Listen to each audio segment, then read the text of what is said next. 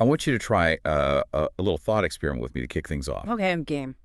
Imagine this massive, almost incomprehensibly complex global chessboard, All right? right. Now, picture a scenario where a single missile launch takes place in West Asia. Hmm. But instead of the impact just being, confined to a crater in the sand, that one launch instantly triggers this bizarre, invisible chain reaction across the entire board. Like a massive ripple effect. Exactly. So in the exact same moment that missile clears its silo, a gas station all the way in Sri Lanka completely runs dry. Wow. Yeah. And a stock market ticker in India, tracking their largest companies, just suddenly crashes into the red. And then halfway across the world in Washington, D.C., a sitting U.S. president decides right at that moment that it's the perfect time to put his own signature on a brand new dollar bill. I mean, it sounds like an exercise in pure chaos theory. It really does. If you presented that exact sequence of events in, like, a political science seminar, it would probably be dismissed. They'd say it's just a series of completely unrelated puzzle pieces forced onto the same table. Right, it feels too disconnected. Yeah. But the staggering reality for anyone actually paying attention to the global markets right now is that this isn't some hypothetical model. This is the exact geopolitical architecture we are looking at today. And unpacking that architecture is exactly our mission for this deep dive. We are staring down this sprawling stack of sources. We've got economic data, military logistical briefings, international geopolitical analysis, and it's all covering week 4 of this incredibly intense conflict in West Asia. Which has just been escalating constantly. Constantly. And the goal here isn't to just give you a play-by-play of the battlefield. We really want to map those ripple effects. We're tracking how a regional conflict is actively rewiring the global economy, forcing this rapid evolution in military tech and, shifting historical alliances in real time. Because, I mean, the human brain naturally gravitates toward the kinetic action, right? The flashy stuff. Exactly. The drone footage, the explosions, the immediate tactical maneuvers, those are the elements that dominate the front pages. Understandably so. Sure. But to understand the true weight of this conflict, you really have to look at the load-bearing pillars underneath it, the forces that will actually dictate the cost of your groceries or the stability of your retirement fund. Which are what, exactly? Well, foundational systems, Okay. international maritime logistics, the physical constraints of human military reserves, the complex mechanisms of currency valuation. Every single one of those systems is currently just buckling under the pressure of this month-long war. I was actually trying to visualize the sheer scale of this disruption while I was going through the research. And think of it this way. If global geopolitics operates like a massive, interconnected electrical grid, this conflict hasn't just caused a localized blackout. No, not at all. It's like it surged the entire grid, melted the wires, and now nations are being forced to completely bypass the old infrastructure just to keep the lights on. That's a great way to frame it. So to understand how that surge started, we really need to look at the top level of this crisis. Let's examine the diplomatic theater taking place between the United States and Iran. The contrast there is fascinating. It is. There's this massive disconnect between what is being broadcast to the public and what the intelligence suggests is actually happening behind closed doors. Right, we're looking at a classic dual-track strategy, but amplified to just an extreme degree. And the public track is incredibly loud. I mean, President Donald Trump has stated unequivocally that Iran is, and this is using his specific word, begging to make a peace deal. Begging. Yeah. Right. He's presenting a narrative where the Iranian leadership is entirely defeated. The claim is that the U.S. military now has unimpeded freedom to roam over Iranian airspace, to destroy nuclear facilities, missile silos, drone factories. The messaging is very absolute. Exactly. He's framing this potential agreement not as mutual negotiation, but essentially as a desperate plea from an adversary that has exhausted all its options. And what's interesting is that aggressive public posture is tethered to a very specific recurring maneuver regarding military deadlines. The shifting deadlines. Yeah. The reports show that Trump has repeatedly scheduled and then delayed proposed U.S. military strikes on Iranian power plants. How many times has it shifted? Well, the initial deadline was set to expire on a Tuesday morning. Then that was extended by 5 days into the weekend, and now the sources indicate the deadline has been pushed yet again, landing on April 6th. And what's the official reason for the delays? The administration's stated rationale for these sliding deadlines is that they're accommodating constructive back-channel talks at Iran's request. Okay, but the Iranian regime's public posture completely contradicts that Okay, narrative. percent. They're maintaining absolute silence on the existence of any negotiations whatsoever. Wow. So they're just not acknowledging it. Right. They are actively refusing to confirm to their own people, or even to the international press, that they are engaging in any dialogue with the White House. Which creates this really fascinating public relations dynamic. You have the U.S. president publicly broadcasting his willingness to extend deadlines for a deal, while the other party essentially ghosts him on the world stage. But, and this is key, the source material points to a completely different reality in the covert track. The secret negotiations. Exactly. Reports suggest that Iran has actually transmitted a 5-point plan through intermediaries. And this plan is reportedly filled with maximalist demands. Wait, so we have public threats of total annihilation alongside these sliding deadlines, plus secret 5-point plans layered under public denials of communication. It's a highly pressurized cocktail. I mean, is this an authentic mechanism for achieving a peace treaty by April 6th? Or is this simply the geopolitical equivalent of stalling while you reload? Because it really seems like both sides are using the illusion of diplomacy to buy time. Well, if we analyze Trump's specific style of diplomacy, this heavily publicized mix of self-imposed deadlines, maximalist threats, personal rhetoric, it's all designed to create a pressure cooker environment. To force a rapid decision. Precisely. It forces the opposing party to act under the assumption that the alternative is immediate kinetic destruction. But the data heavily points toward both sides preparing for a massive contingency. That could be a smokescreen. It's nearly impossible to separate genuine negotiation from a military smokescreen when both are being utilized simultaneously. The U.S. administration might genuinely view April 6th as a hard stop for a diplomatic victory. But Iran isn't exactly standing down either. Not at all. Iran has not paused its missile barrages on Israel or its proxy operations in the Gulf. They are certainly not dialing back their physical readiness. Which brings us to the real danger here. The critical variable, the risk of miscalculation. When two highly armed nations communicate through this dense fog of mixed signals, denied back channels, and public posturing. It just takes one mistake. Exactly. A single misunderstood radar blip or a rogue proxy attack doesn't just derail a peace plan. It can trigger a cascading, uncontrollable regional war. And that concept of stalling to reload demands that we look at exactly what is being loaded into the theater. Yeah. Because while the political leadership debates these 5-point plans, the logistical reality on the ground is shifting massively. The physical movement of hardware and troops tells a much clearer story. Right. The Pentagon is actively debating the deployment of 10,000 additional troops to West Asia. Which is a massive number. To understand the weight of that, you have to place it within the existing footprint. How many are already there? The Department of Defense already maintains roughly 50,000 U.S. troops stationed across various bases in the region. So adding 10,000 more pushes this into the realm of the largest U.S. military mobilization in West Asia since the Iraq War. Let's break down exactly who these 10,000 troops are, because the specific units involved really reveal the tactical intent here. Right, they aren't just random personnel. Exactly.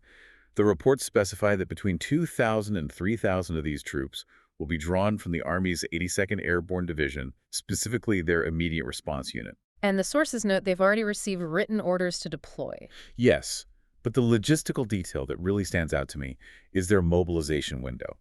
They're designed to be fully mobilized and ready to move within 18 hours. The mechanics of an 18-hour mobilization are just staggering to think about. I mean, how do you even pull that off? You're taking thousands of paratroopers, having them draw their weapons, loading heavy equipment. We're talking vehicles, artillery, communications arrays, loading all of that onto C-17 transport planes and projecting them across the globe in less than a day. That's incredible. It is. It's a posture designed for sudden, violent crisis response, not long-term peacekeeping. And that's not even the whole force.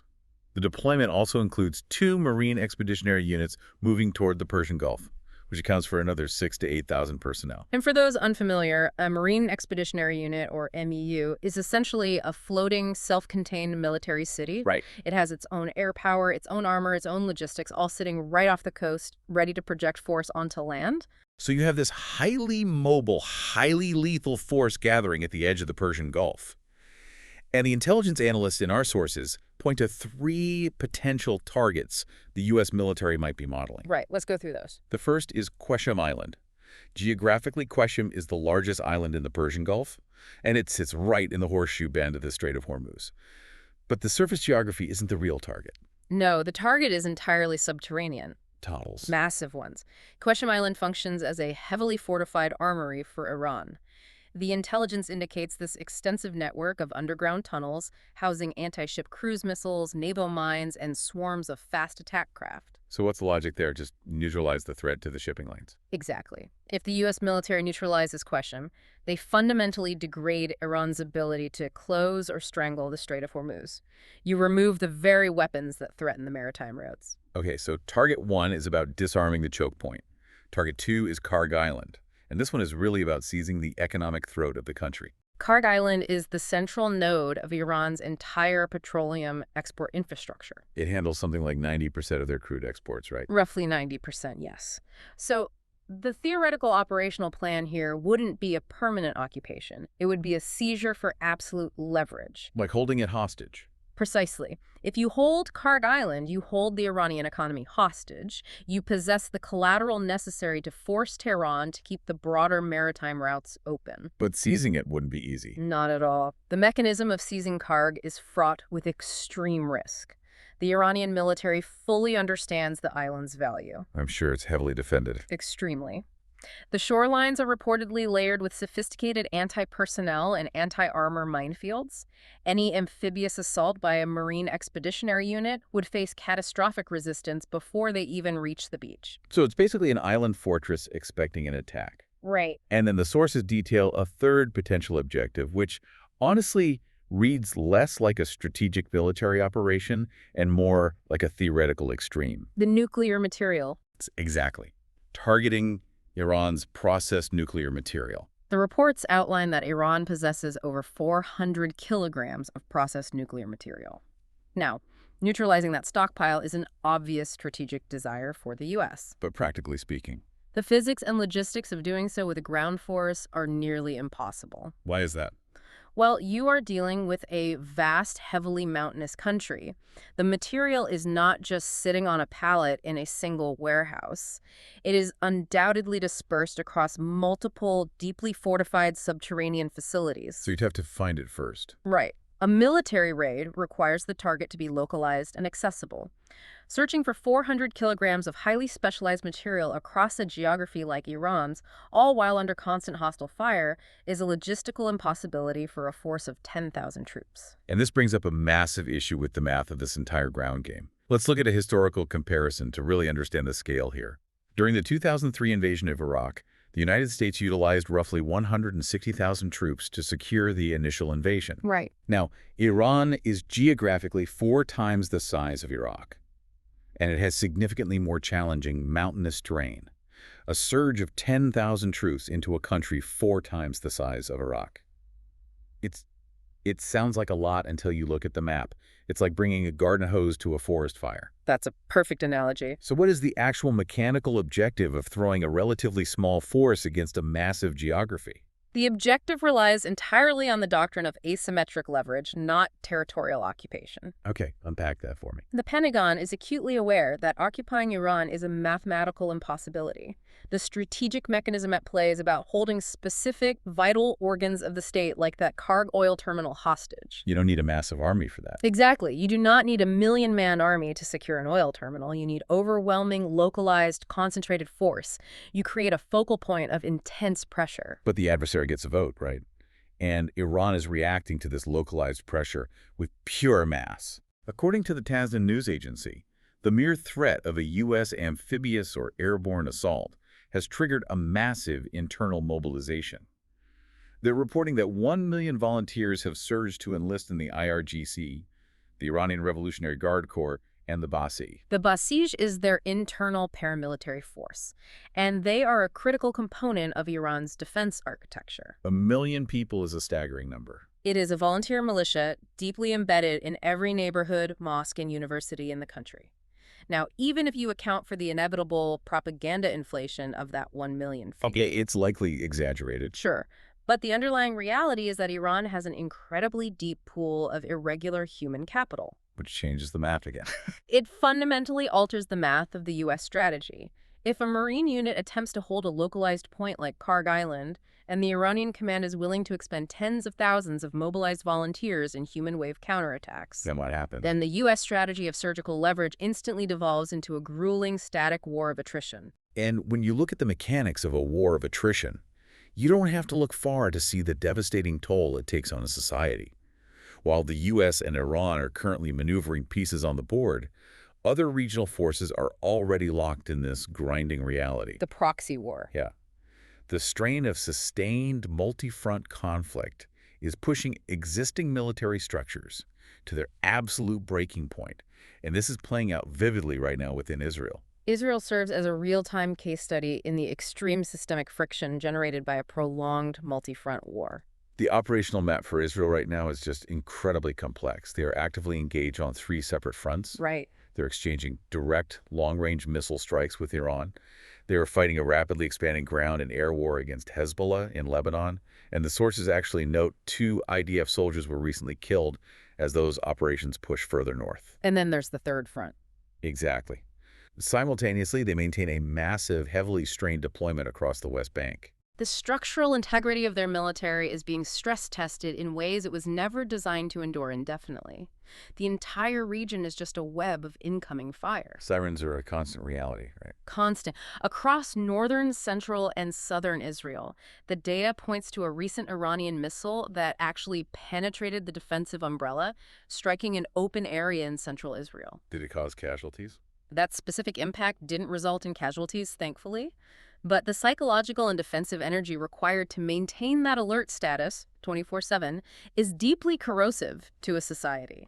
And the proxy network is expanding the target list even further. Iran recently fired at least 6 ballistic missiles towards Saudi Arabia. Though the kingdom reported they successfully intercepted 2 of them. Right. Furthermore, the Houthis in Yemen, who are a heavily armed, Iran-aligned faction, they've issued a direct ultimatum. What do they say? They stated that if the United States initiates a ground invasion anywhere in the region, they will immediately join the broader conflict, specifically threatening to resume precision strikes against Saudi Arabian oil infrastructure. So the entire map is wired to explode based on a single trigger. Exactly.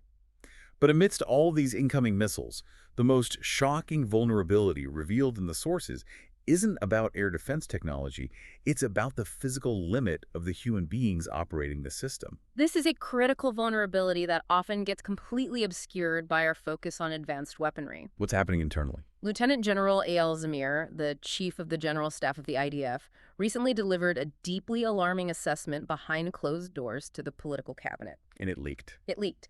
The contents revealed that he raised 10 red flags regarding the immediate future of the military. He explicitly warned that the IDF is heading toward a structural collapse. Wow.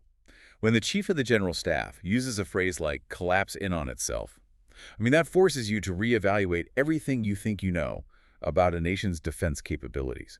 We always hear about the Iron Dome and Israel's unchallenged air superiority. Right, the tech is phenomenal. Zamir pointed to a severe cascading manpower shortage. He warned the political leadership that without immediate sweeping legislation, specifically a new conscription law, a formalized reserve duty law, and an extension of mandatory service times, the military simply will not have the bodies to carry out its routine missions. The reserve system is quite literally failing. Explain to us the underlying mechanics of how a reserve-based military actually functions compared to the U.S. Sure. A standing army like the U.S. military is a dedicated professional force. Their singular job every day is to train and deploy. Right. Israel's defense doctrine relies on a relatively small standing army, which is then backed by a massive civilian reserve. These reservists are the software engineers, the mechanics, the teachers, and the doctors that make the civilian economy function on a day-to-day basis. Okay, I want to use an analogy to explain why this is so catastrophic. Because Zamir's warning reveals a massive blind spot. Think of a reserve military, like a rechargeable battery powering a massive machine. Okay, I like this. You can plug that battery in, drain it for a sudden burst of energy to fight a short war, and then let it recharge. But if you constantly drain that battery down to 0 over and over again without giving it time to fully recharge, the maximum capacity of the battery degrades. It loses its ability to hold a charge. Exactly. Eventually, it just won't hold a charge at all. Yeah. You can possess the most advanced machinery in the world, the Iron Dome, F-35 fighter jets, sophisticated radar arrays, But if the human battery running the reserve system is drained to zero, the machine stops. That's incredibly accurate, and that degradation causes massive friction between the military reality and the political leadership. Because of the economic impact. Yes. When you pull hundreds of thousands of productive adults out of the workforce for months at a time, the civilian economy bleeds, small businesses collapse, supply chains stall, and the social fabric just frays. And we're seeing that friction erupting in the political sphere right now.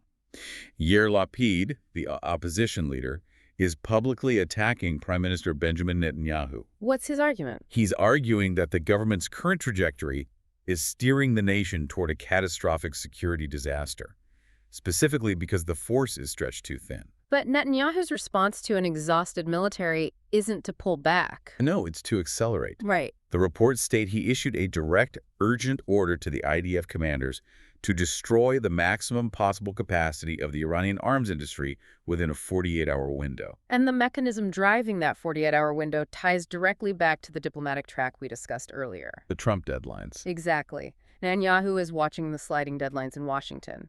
He sees the Trump administration maneuvering toward a potential peace deal or ceasefire by April 6th. So he's rushing.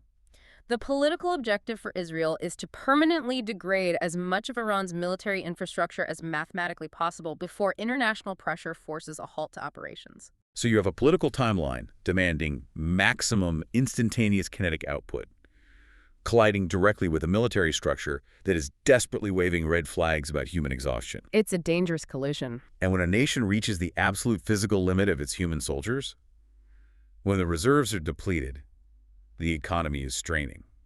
But the tactical demands of the war are only increasing. A fundamental shift occurs. You have to fill the vacuum somehow. Right. You replace the exhausted humans with tireless machines.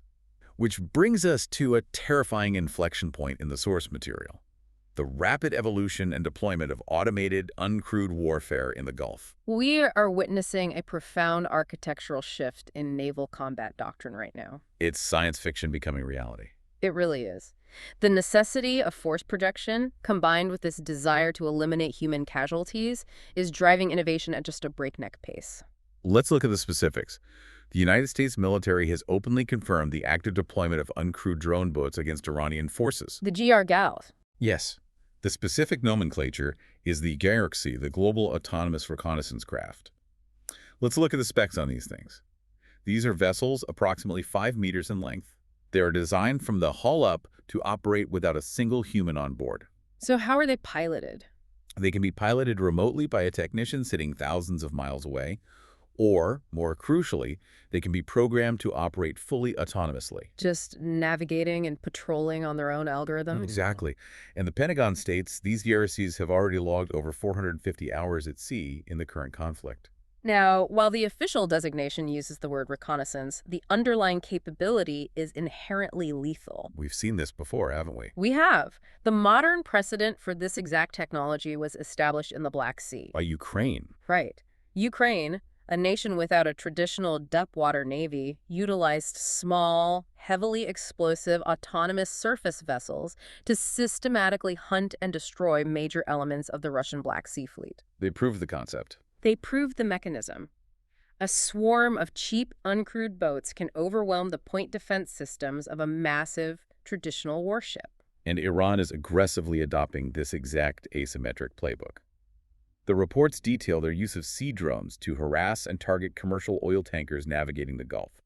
But the specific tactic that alters the entire psychological landscape of the waterways is their visual camouflage. This part is so insidious. It really is. Intelligence suggests Iran is actively disguising explosive-laden drone boats to look indistinguishable from traditional wooden fishing vessels. So imagine an ocean where you can't tell the difference between a fishing boat and a guided missile. The mechanism of defense relies on target identification, right? Yeah. Radar systems can track an object's speed and heading, but they cannot easily discern intent. Especially in a busy waterway. Exactly. In a congested area like the Strait of Hormuz, where hundreds of legitimate fishing dhows operate daily, visually disguising an autonomous bomb as a fishing boat removes the defending Navy's ability to preemptively engage. Because you can't just blow up every fishing boat.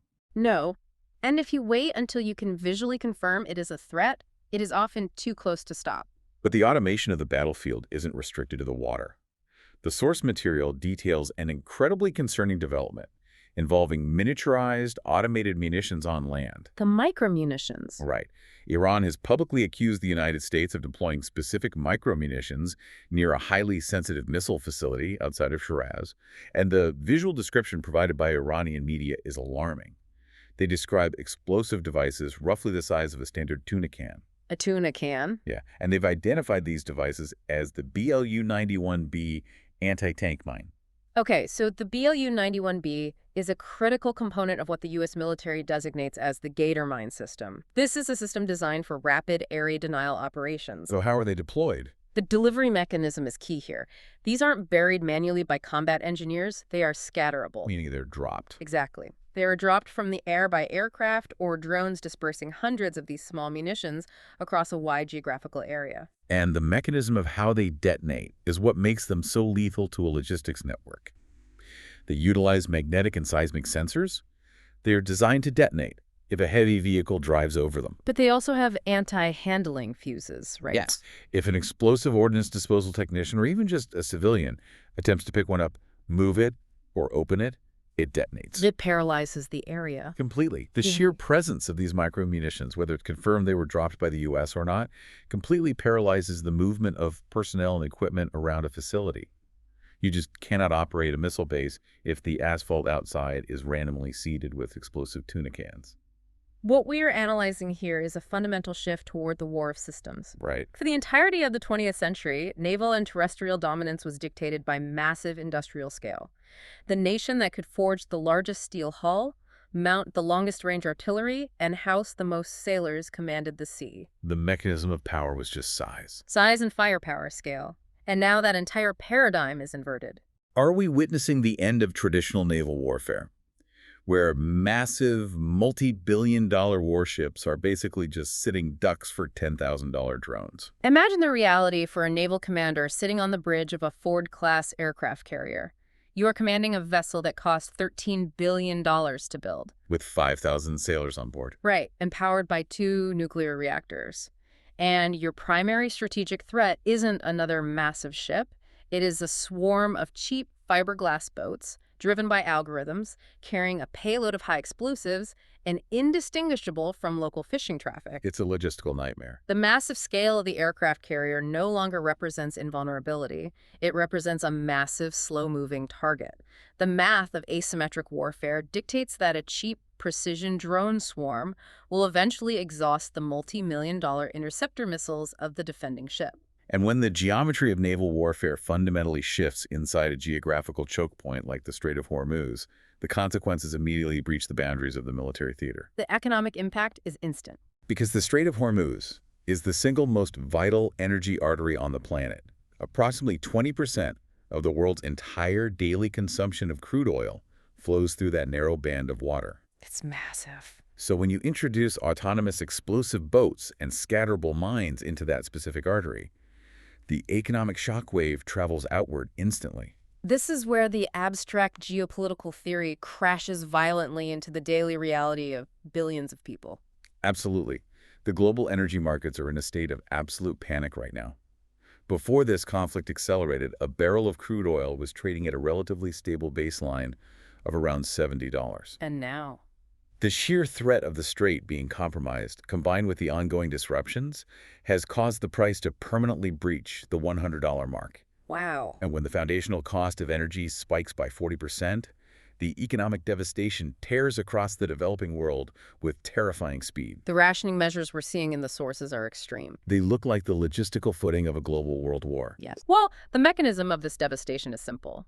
Nations that rely entirely on imported energy just do not have the financial reserves to absorb a 40% overnight increase in their import bill. They can't just print more money to buy it. No, they have to physically limit consumption to avoid national bankruptcy. And the implementation of those limits is drastically altering daily life across Asia.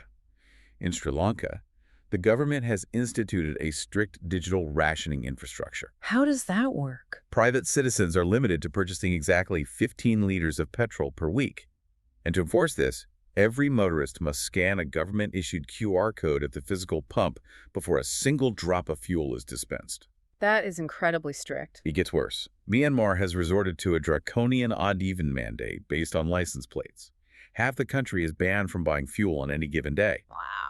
Cambodia simply ordered the complete shutdown of one-third of all the petrol stations in the country to choke off demand. But the crisis scales up to major industrialized economies as well. Yeah, South Korea's feeling it. South Korea, which is a massive global manufacturing hub, has implemented a mandatory 5-day vehicle rotation system within Seoul. So you can't drive every day. Right. It effectively forces cars off the road 1 day a week to conserve fuel. That's huge for a major city. And the government of the Philippines has taken the extraordinary step of declaring a national energy emergency. They've locked it in place for an entire year to grant the executive branch the power to dictate exactly where fuel is allocated. And in Bangladesh and Pakistan, the rationing goes far beyond just the gas pump. They're rationing society itself. Exactly. Because oil and natural gas fuel their electrical grids, they are shutting down schools, universities, and massive sectors of government operations simply to reduce the load on the power plant. They're forcing businesses to adapt, too. They are forcing businesses to adopt remote work or shorten weeks because they cannot guarantee the lights will even stay on. So the energy shortage immediately becomes an economic hemorrhage. Yeah. And to see how that hemorrhage infects the financial sector, we have to look really closely at the data coming out of India. India provides the perfect macroeconomic case study for how an energy shock triggers a rapid, cascading financial crisis through capital flight. The Indian stock market reacted to that $100 oil benchmark with immediate panic. The major indices tracking the health of the Indian economy just plummeted. The Nifty 50, which tracks their 50 largest companies, dropped by over 2%. And the Sensex. The Sensex, another major benchmark, slipped by more than 1,500 points. But the plummeting stock prices are really just a symptom.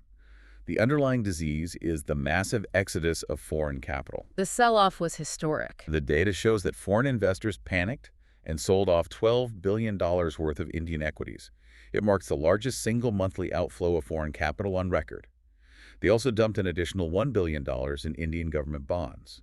We need to explain the exact mechanism of why a high oil price causes foreign investors to sell Indian stocks. Walk us through it. Oil is traded globally in U.S. dollars.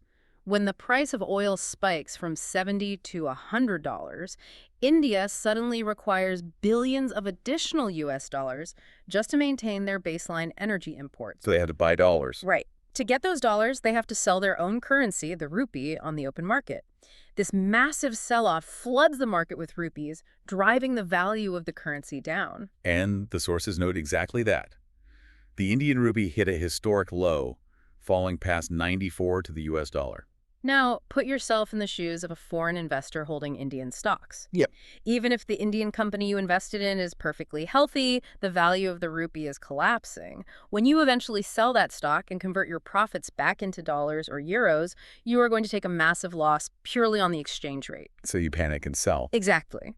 To avoid that loss, investors pull their money out of the country immediately. That is capital flight. And it creates a loop. A vicious cycle. Because as the rupee loses value, the oil that India is still desperately trying to import becomes mathematically even more expensive, creating an accelerating cycle of inflation. The Indian government was forced to deploy an emergency economic firewall to stop the country from grinding to a halt. They announced a massive intervention regarding the excise duties, the taxes they collect on fuel. How much did they cut? They slashed the petrol duty from 13 rupees per liter down to a mere 3 rupees. They cut the diesel duty entirely to zero.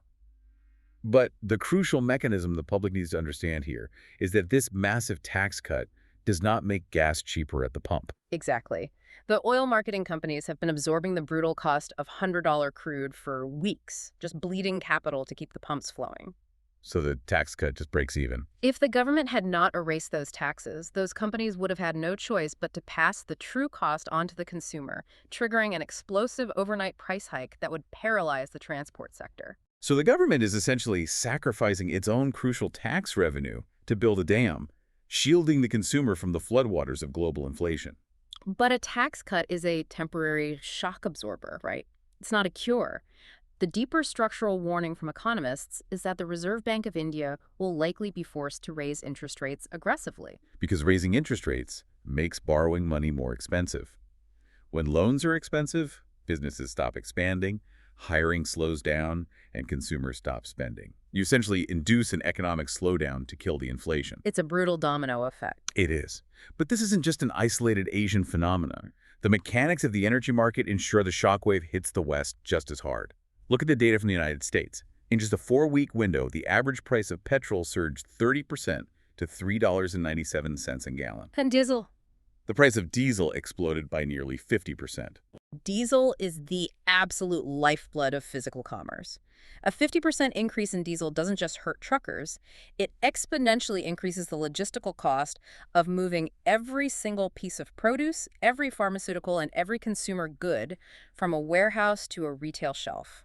It's baked into everything. It bakes inflation into the absolute baseline of survival. And the Organization for Economic Cooperation and Development, the OECD, was actually forced to issue a severe revision of their economic models. What were they projecting before? Prior to this escalation, they projected U.S. inflation to hover around a manageable 2.8%. But based on the massive disruption of the maritime routes and the subsequent energy spike, they are now warning that U.S. inflation could accelerate to 4.2%. That's a massive jump. Think of global trade as a human body, and the Strait of Hormuz is a major artery like the carotid artery. The second you pinch that artery with the threat of drone swarms, extremities like a QR-coded gas station in Sri Lanka, or a manufacturing plant in South Korea, or a grocery store in Ohio, they immediately start losing circulation. The pain is instant. It demonstrates with terrifying clarity that energy disruption doesn't respect borders. Not at all. A massive domestic economy cannot insulate itself from the reality that the foundational cost of running the world has spiked. High oil prices lead to foreign capital flight from developing markets, which devalues local currencies, which exports inflation globally, forcing central banks everywhere to hike interest rates. Cooling the entire global economy all at once. Precisely. So if you were the leadership of a nation like India, a massive, rapidly expanding economy staring down a collapsing currency and an energy crisis, what is the mechanism for survival? You can't just ask your population to stop using electricity. No, you have to pivot. And the source material reveals that India's answer is a ruthless, highly pragmatic geopolitical pivot, regardless of how controversial it appears to the West. India is currently executing a masterclass in what geopolitical strategists call strategic autonomy. Right. They are moving with astonishing speed to secure alternative energy lifelines to replace the disrupted flow from the Middle East. Let's examine the mechanics of their natural gas supply first. India relies heavily on liquefied natural gas, or LNG, to power heavy industry and generate electricity. Historically, they import a massive volume between 40 and 47% of their total supply directly from Qatar. But with the Persian Gulf essentially operating as an active war zone, that supply chain is deeply vulnerable. So what are they doing? In response, India is executing a rapid pivot to the north. They are aggressively moving to restart direct LNG trade with Russia. A pipeline that had been largely dormant since the Ukraine conflict and Western sanctions? Exactly, and the diplomatic choreography required to execute this pivot is moving incredibly fast. Indian Petroleum Minister Hardeep Singh Puri recently held direct talks in New Delhi with the Russian Deputy Energy Minister Pavel Sorokin. And it wasn't just a handshake. No, the reporting indicates that this wasn't just a courtesy call. They walked away with a firm verbal agreement establishing the framework for Russia to immediately resume direct LNG shipments to Indian ports. And the pivot extends far beyond natural gas. It is massively impacting the crude oil market as well. Indian refineries have locked in orders for 60 million barrels of Russian crude just for the month of April. 60 million. To contextualize that volume, it is exactly double the amount of Russian oil they imported in February. Double in 2 months. Yes. While India never completely halted the purchase of Russian energy, the sheer scale of the volume is exploding right now.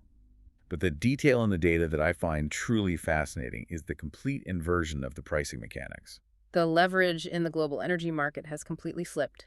Prior to the crisis in West Asia, Russia was heavily burdened by Western sanctions designed to cripple their economy over the invasion of Ukraine. Because Russia had fewer buyers, nations like India were able to negotiate massive discounts on Russian crude. They were getting a great deal. They were buying energy at bargain basement prices. However, the sources explicitly note that Indian refiners are now paying a substantial premium between $5 and $15 above the benchmark price per barrel, just to secure that same Russian oil. Why the sudden premium? Because when the Middle East is engulfed in conflict and the Strait of Hormuz is threatened by autonomous drones, heavily sanctioned Russia is suddenly transformed into the most stable, reliable energy supplier accessible to the Asian continent. The willingness to pay a premium to a sanctioned state is the ultimate indicator of market desperation overriding geopolitical alliances. Absolutely. But the strengthening of this bilateral relationship is not limited to hydrocarbons. The defense sector is seeing a parallel integration at this exact moment. Yeah, the military data confirms this. Amidst the chaos of the global markets, India officially confirmed they're moving forward with the delivery of the final 2 squadrons of the Russian S-400 Triumph air defense system. This is a huge deal. It's the culmination of a massive $5.43 billion defense contract signed back in 2018. India currently operates 3 squadrons, with the 4th arriving in April and the final delivery is scheduled for November. And the timing is not coincidental. No. The sources highlight that India's military establishment recently observed the absolute effectiveness of the S-400 system during Operation Sindoor, where it successfully intercepted complex arrays of incoming missiles and drones. We need to explain why a nation would risk severe diplomatic blowback from the United States to purchase the S-400. Right, because the U.S. hates this deal. They do. But it is not simply a missile launcher. It is a highly integrated, multi-layered defensive ecosystem. The S-400 utilizes long-range acquisition radars that can spot targets hundreds of miles away, handing that data off to engagement radars that guide interceptor missiles traveling at hypersonic speeds. It's a dome. Exactly. For a nation like India, which shares massive disputed borders with 2 nuclear-armed neighbors, Pakistan and China, the S-400 provides a nearly impenetrable atmospheric dome. The strategic value of that defense simply outweighs the threat of Western economic sanctions. This presents a staggering geopolitical paradox. A war in West Asia, heavily involving the military and diplomatic weight of the United States, has inadvertently placed Russia, the primary target of Western isolation, back into a position of immense leverage. Russia is suddenly indispensable to Asia. Right. They're charting premium prices for oil to massive economies and locking in multi-billion-dollar defense logistics. India's foreign policy is branded as strategic autonomy, the ability to act independently of major power blocs. Yeah. But my question is, can a nation as integrated into the global economy as India maintain this strategic autonomy balancing act indefinitely? Or will the friction of Western pressure eventually force them to pick a side? To understand India's specific mechanism of decision-making, you really have to discard the traditional Western framework of ideological alliances. Okay, how so? Strategic autonomy, in the context of New Delhi, is an exercise in absolute, unvarnished national survival. The government calculates that if their economy requires a specific threshold of energy to prevent hundreds of millions of people from sliding backward into poverty, they will procure that energy from whoever has the capacity to deliver it. No matter who it is. Exactly. The conflict in West Asia has fundamentally shattered the leverage of Western sanctions on Moscow. Sanctions only work when there is a viable, stable alternative. When the alternative is a war zone, the sanctions lose all coercive power. That makes perfect sense. India evaluates the risk of angering the West against the absolute mathematical necessity of Russian resources, and survival dictates that necessity wins. It is pragmatism stripped of all ideology. Moving from the massive macro-level maneuvering of entire nations, I want to zoom in and look closely at the individuals currently gripping the steering wheels of these nations. The leaders themselves. Right.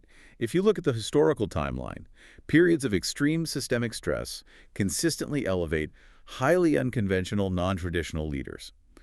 Extreme times produce extreme behavior, and the source material provides 2 incredibly vivid, contrasting examples of this phenomenon playing out right now.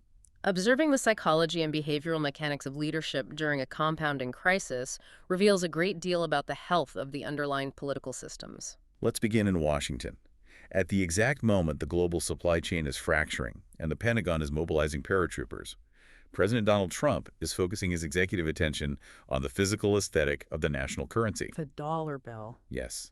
The reports confirm that, for the first time since the year 1861, a sitting U.S. president will have his physical signature printed on American paper money. Wow. Trump's signature is slated to appear alongside the signature of Treasury Secretary Scott Bessent on newly minted $100 bills scheduled for production in June. What's the occasion? The stated rationale is to commemorate the 250th anniversary of American independence. The sources place this specific action within a much broader systemic pattern, though. It is not an isolated aesthetic choice. Right, it's about branding. It is part of a comprehensive strategy to deeply integrate the personal branding of the executive into the permanent physical infrastructure of the state. We are seeing proposals for Trump-branded Visa gold cards, discussions regarding the naming of future naval battleships, and the rebranding of federal buildings. It is the mechanism of treating the apparatus of the federal government as an extension of a personal legacy brand. And it extends to how he runs meetings. Yes, the source material provides a highly detailed account of his first official cabinet meeting held since the escalation of the West Asia War. You'd expect a war room briefing. Right, you would mechanically assume such a meeting would be consumed by logistical briefings on troop readiness and inflation countermeasures.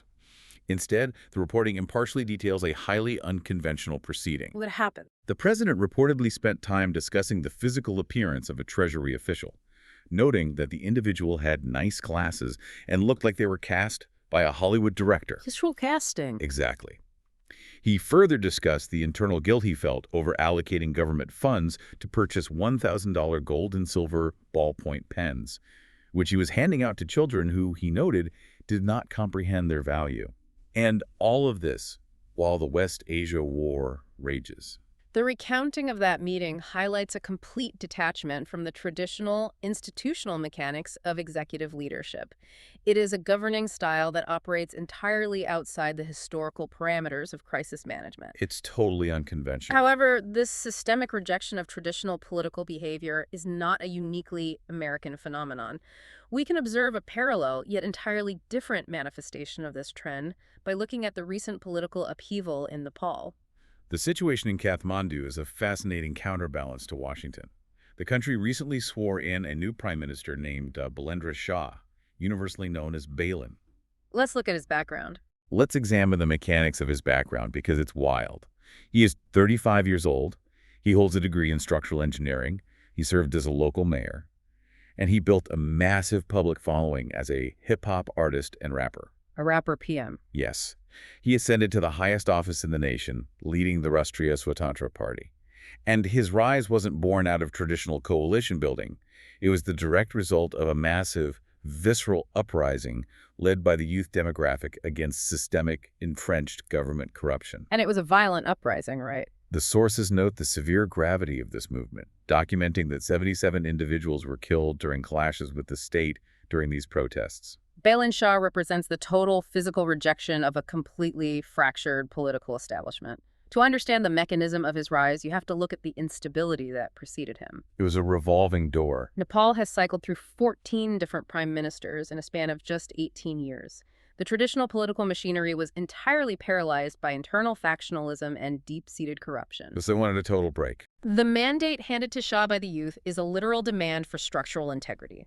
They elected an engineer to rebuild a collapsed system. He now assumes the executive power of a nation geographically wedged between the massive spheres of influence of India and China. That's a tough spot.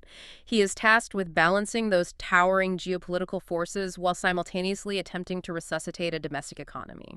We have a remarkable juxtaposition of unconventional leadership here. On one hand, an American president treating the nation's currency like limited edition merch to build a legacy. All right.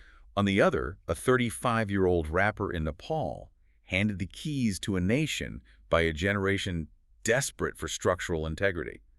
It feels like traditional politicians are going extinct. While their backgrounds and actions are entirely divergent, the mechanism driving their power is identical. The rejection of the establishment. Both leaders are the symptoms of a massive systemic collapse of public faith in traditional institutions. The electorates in both nations evaluated the historical status quo and collectively decided to dismantle it. Like governing is still governing. Right. The mechanism of governing remains absolute. The analysis in our sources points out a harsh reality. In the United States, the historical memory of a new dollar bill will be dictated ultimately by its purchasing power during an inflation crisis, not by the specific ink of the signature upon it. That's a great point. Similarly, in Nepal, the massive populist wave that elevated Balin Shah will recede instantly if he fails the mechanical tests of leadership.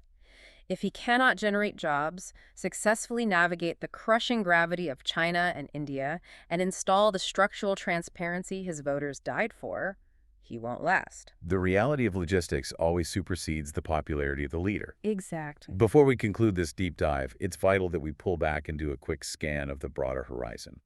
Hidden within the source material are several rapid-fire updates that initially seem entirely disconnected from the war in the Gulf or the inflation data. But they're not. No. When you align them, they illustrate a world that is vibrating with compounding instability and profound historical echoes. Examining the periphery is crucial because those events often reveal the underlying tectonic shifts that major conflicts simply accelerate. Let's run through the data points briefly to illustrate the global chaos. First, we have Ukraine officially establishing a channel to share their advanced anti-drone defense technology and expertise with the government of Saudi Arabia. Which is a direct consequence of the war. Right. Saudi Arabia requires the knowledge to defend its oil infrastructure against the exact type of Iranian proxy drones that Ukraine has spent years learning to hunt in the Black Sea. It's all connected. Second, we see massive domestic policy shifts, such as the government of Austria instituting a total legal ban on the use of social media for any citizen under the age of 14. What's their reasoning? They are explicitly citing the severe psychological mechanisms of algorithmic addiction, the normalization of violence, and the uncontrollable proliferation of digital misinformation. Simultaneously, the global climate mechanisms are exhibiting extreme volatility. The data notes severe unseasonal weather events, including heavy floods that completely disrupted life in the UAE, specifically paralyzing Dubai and Abu Dhabi. And the hailstorms in Egypt. Right. Highly anomalous weather patterns resulted in severe hail pummeling the Nile River region. And finally, buried within the historical notes of the brief, there is an acknowledgement of the grim anniversary of the 1977 Tenerife airport disaster. This is a really interesting inclusion. It is. For context, this remains the deadliest accident in aviation history. Two massive Boeing 747 passenger jets collided directly on a runway in the Canary Islands, resulting in the deaths of 583 people. And what caused it? The specific mechanisms that caused that tragedy were thick, blinding fog that eliminated visual confirmation and fatal radio miscommunications where the pilots in the tower fundamentally misunderstood each other's intent. The inclusion of the Tenerife anniversary within a briefing on global geopolitical conflict is a profoundly accurate historical parallel. The through line connecting all these disparate points is incredibly clear. Whether it's kids in Austria whose neural pathways are being hijacked by algorithmic misinformation on social media, or two 747s colliding in 1977 because the humans operating them couldn't see through the fog and misread the radio static. The core human flaw remains the same. Exactly. When the mechanisms of clear vision and accurate communication break down, catastrophic disaster is the mathematical result. The parallel to our current analysis is chilling, honestly. The global architecture is currently operating inside the thickest geopolitical fog of war imaginable. We have sliding diplomatic deadlines masking military buildups. We have covert five-point plans layered beneath absolute public denials. We have lethal, autonomous weapons disguised as ordinary fishing boats. The mechanism of miscommunication is not just a statistical probability right now. It is actively being engineered into the system. And in a theater saturated with processed nuclear material, uncrewed drone swarms, and million-man mobilizations, a Tenerife-style miscommunication between two nations does not simply result in a localized tragedy. It catalyzes a global catastrophe. That's the exact danger we're facing. That brings us to the end of what has been a deeply complex, incredibly heavy journey through the source material today. We began by tracing the logistical mechanisms of 10,000 paratroopers mobilizing for a potential desert intervention. We examined the terrifying physics of tuna can bombs and drone boats, fundamentally rewriting the rules of naval engagement. We tracked how a threat to a single geographic choke point mechanically translates into digital fuel rationing across Asia and a multi-billion-dollar capital flight crisis in India. We observed India paying a premium to Russia to survive, and we analyzed how an American president signing the dollar and a rapper PM in Nepal represent the same fracturing global system. The core mechanism you must take away from this analysis is absolute interconnectedness. None of these data points exist in a vacuum. Right. The specific price you pay for a loaf of bread or a gallon of fuel next week is intimately mechanically tied to a 5-meter drone boat operating thousands of miles away in the Strait of Hormuz. The global system has been rewired. Which leaves me with one final, expansive thought for you to consider as we wrap up. We began this deep dive by picturing a massive global chessboard where a kinetic action in one isolated corner violently upends the opposite side. Right. But if the mechanisms of modern warfare are increasingly executed by uncrewed autonomous algorithms on the water, and if the primary weapons of statecraft are massive economic blockades that empty out gas stations and crash financial markets halfway across the planet, does the traditional geographical concept of a front line even exist anymore? It's a profound question. Or is the reality that everyday civilians, simply attempting to heat their homes or purchase groceries in Ohio, Seoul, or Colombo, are actually standing directly on the front line of modern conflict without even realizing it? Thank you so much for joining us on this deep dive. Keep questioning the underlying mechanisms of the narratives you see in the news, and we will catch you next time.